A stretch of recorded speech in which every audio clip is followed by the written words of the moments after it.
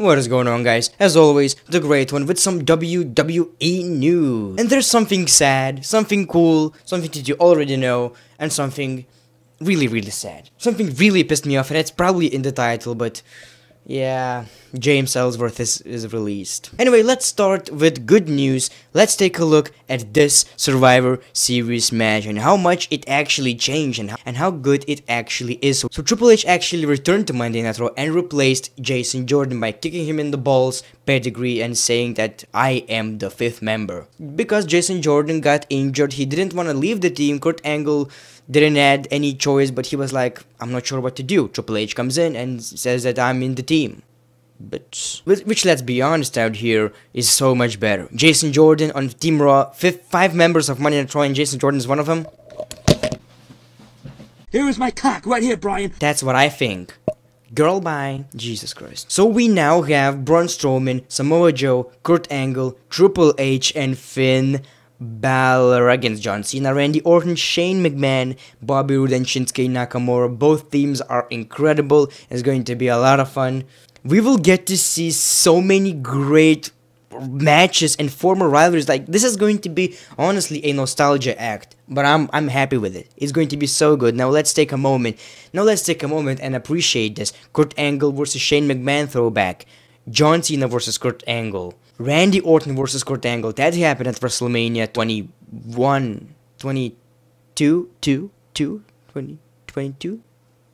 Also, something that I really want to see is Randy Orton versus Triple H, one of the greatest rivalries of all time, one of my childhood rivalries, and this is going to be so much fun. So say whatever you want, but this Survivor Series card is so great right now. Before it was like, I don't give a shit, but they made it from 0 to hero this time, and I might make a video about how it actually changed and how they made it from 0 to a good pay-per-view that I want to see. And it's going to be better than WrestleMania, mark my words. AJ Styles versus Brock Lesnar is better than Brock Lesnar versus Jinder Mahal.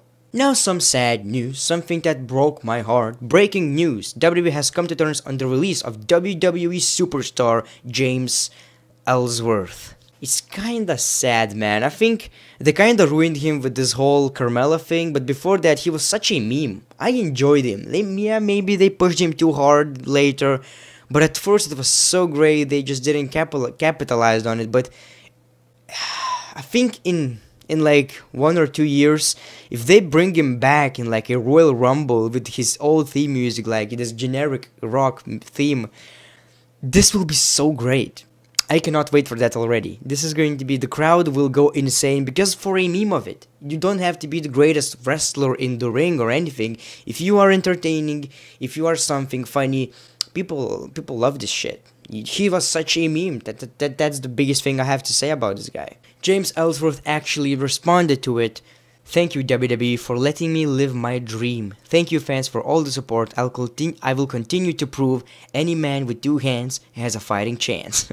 Cannot wait to see him back in the WWE, and I'm pretty sure, I'm convinced it's going to happen in one of the Royal Rumbles. I'm pretty sure about that one. I mean, honestly, this guy had a great career in the WWE when you consider who he is. He just came as a guy who was supposed to be a jobber to Braun Strowman, and he turned out to be one of the biggest SmackDown Live's wrestlers at one point. He defeated AJ Styles, of course, with the help of Dean Ambrose, but he was in the main event rivalry. He even screwed Dean Ambrose at TLC by pushing him, and AJ Styles won the WWE Championship, retained it, I think. Then he was this bitch to Carmella and pretty much ruined the guy, made him even more of a heel, more of a cringy ass dude. But he was in the WWE for such a long time, and I think at this point, why don't you just keep him, right? Why don't you just keep him? I think he is, like, I know it will get a lot of hate, but I think he is more valuable to WWE than Summer Rae or Darren Young because they were released, so... But they were not doing anything. They didn't got any crowd reaction. James Ellsworth was someone that got it. So I think it's more effective than the previous releases. Say what you will, that's kinda my opinion. Zack Ryder tweeted this. Sad to see James Ellsworth leave WWE, but happy I got to see him live his dream. T-shirt, walk out at WrestleMania, action figure, etc. Also, the Bludgeon Brothers, the Curtis Axel, Luke Harper, and Eric Rowan, the former Wyatt family members who kind of were separated a lot of times actually. Luke Harper, man, Luke Harper is such a sad story. He was nearly at WrestleMania in a triple threat match against Bray Wyatt and Randy Orton. They were all of them were a group. Luke Harper knew that Randy Orton is going to attack at one point, but Bray Wyatt didn't believe him. They betrayed Luke Harper. Luke Harper became a babyface, and he got a clean t-shirt for once. A black, clean shirt. Tank shirt. That's interesting. You know, he walked with this oil. I hope it's oil, you know. I don't want to expect some jiggle biggle out. And once he became a babyface, he got a new haircut, he got a new t-shirt. That's interesting. But then he just disappeared from SmackDown Live entirely, even though he had great matches with AJ Styles, great match with Randy Orton, but he just disappeared. WWE wanted to give him a chance, WWE Universe. The fans loved him. WWE was like, he's probably not ready. He's probably not ready for this, which sucks. It's not true at all. But yeah, these new vignettes of Eric Rowan and Luke Harper with hammers and shit are now rolling on SmackDown Live every week. And now it's official. Next week, SmackDown Live, the Bludgeon Brothers debut. Hopefully it's not going to be cringy, because I get some vibes of these tag teams who are overly gimmicked. They are good for a couple of weeks, but then they get buried a lot of burials happening to the guys. That's ancient.